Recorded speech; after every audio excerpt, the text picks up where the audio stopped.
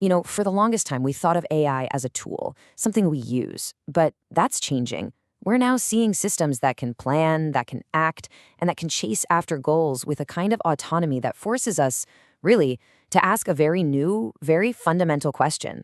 Who is actually in control? It sounds simple, but that one question, it's sitting right at the heart of this next technological revolution. And honestly, the need to find an answer has never been more urgent. Welcome to Season 2. In this series, we're going to dive deep into these critical issues of control, of ownership, and responsibility in this brave new world of technology we're all entering together. So we're kicking things off with a totally new kind of technology known as AI agents. And we're starting here because they represent a real turning point. They operate in a way that is just profoundly different from the AI most of us have gotten used to. Just think about the contrast for a second. The traditional AI that we know, like chatbots, it's totally reactive, right? You give it a prompt, it spits out a response, and then it just waits for the next command. But AI agents, they're proactive. You give them a goal, and they get to work all on their own to achieve it. So how do they pull this off? Well, an AI agent runs on this continuous loop. It takes a big, high-level goal and breaks it down into smaller, doable tasks. Then it actually executes those actions in the real world. Sending an email, writing some code, whatever it needs to do. It then watches the results, learns from them, and adjusts its plan, all without a human constantly looking over its shoulder.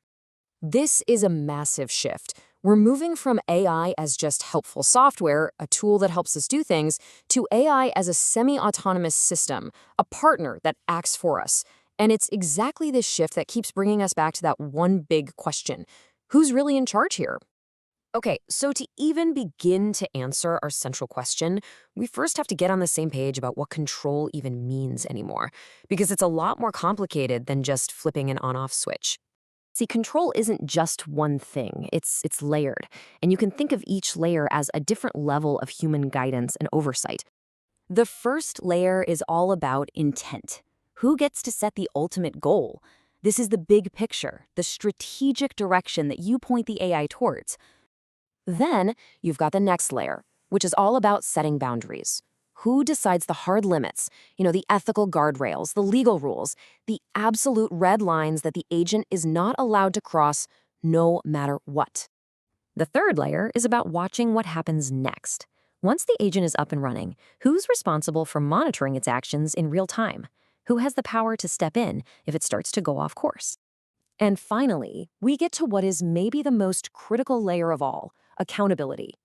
Because when something goes wrong, and it will, a financial mistake, a data breach, a bad decision, who's on the hook? The person who used it? The programmer who built it? The company that owns it? And these layers, they aren't just philosophical talking points. In the business world, they have huge, real-world consequences. We're talking about legal liability, staying compliant with regulations, cybersecurity, and maybe most importantly, the basic trust a company has with its customers and partners. So, because the stakes are just so incredibly high, a really clear trend has started to emerge. Even with all the amazing potential of AI agents, businesses are being extremely cautious about adopting them. This hesitation really boils down to four key fears. First, their behavior can be unpredictable. Second, it's really hard to audit their decisions, to figure out why an agent did what it did. They also open up a whole new can of worms for security risks, and they're operating in a world where, frankly, the laws just haven't caught up yet. And that's because AI in the enterprise world has to meet a much, much higher standard than the tools we might use as consumers. Business systems have to be explainable, they have to be completely controllable, and they need to have traceable, auditable logs for every decision. These aren't nice-to-haves, they are absolute must-haves. And that pretty much leads us to where we are today. For now, most organizations are choosing to keep their AI agents on a very short leash.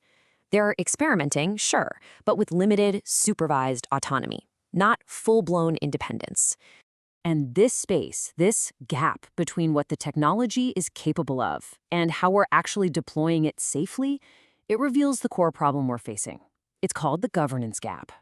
The problem is that our entire legal and regulatory system, it was built for two kinds of things: human beings who have intent, and regular old software, which just follows its programming. AI agents, well, they live in this strange, new, ambiguous space right in between the two, a space our rulebooks were never designed for. And that is the governance gap.